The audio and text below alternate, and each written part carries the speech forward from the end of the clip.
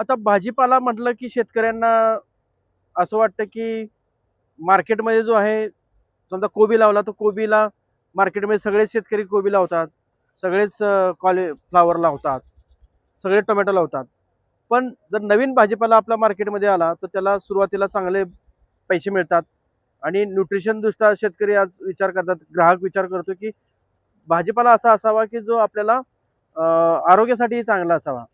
तर आपण या ठिकाणी पाठीमागे तुम्ही दाखवा की याच्यामध्ये आपण एक नवीन पीक लावलेलं आहे की जे ब्रुसेल स्प्राउट आपण त्याला म्हणतो.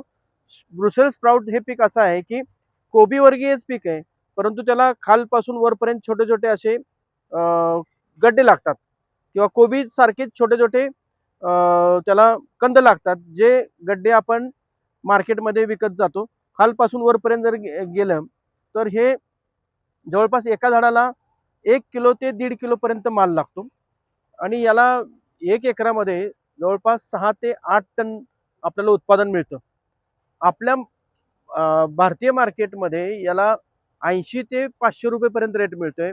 5 स्टार हॉटेलमध्ये याला मागणी आहे. सगळ्यात महत्त्वाचं असं आहे की 80 रुपये पण आपल्याला जरी भाव मिळाला तरी हे परवडणारं पीक आहे, कारण 6 टन एका एकरामध्ये भाव मिळतोय. म्हणजे एका टनाला 80,000 रुपये त्या शेतकऱ्याला मिळणार आहेत. तर हे करायला सोपं आहे. कोबी जसं आपण लावतो तसं लागवड करायची आहे आणि त्याचे जसे जसे गड्डे तयार होतील त्याप्रमाणे ते गड्डे त्या शेतकऱ्यांनी गड्डे हार्वेस्ट करायचे आहेत आणि मार्केटला द्यायचे आहेत. साधारणपणे लावल्यापासून पहिला भाग निघायला 4 महिने लागतात. 4 ते 4.5 महिने आणि तिथून पुढे परत 2 ते 2.5 महिने हे चालतं. म्हणजे जवळपास 6 महिन्यापर्यंत हे पीक आहे आणि याला जास्त कीड रोग किंवा हे औषध फवारायची गरज राहत नाही.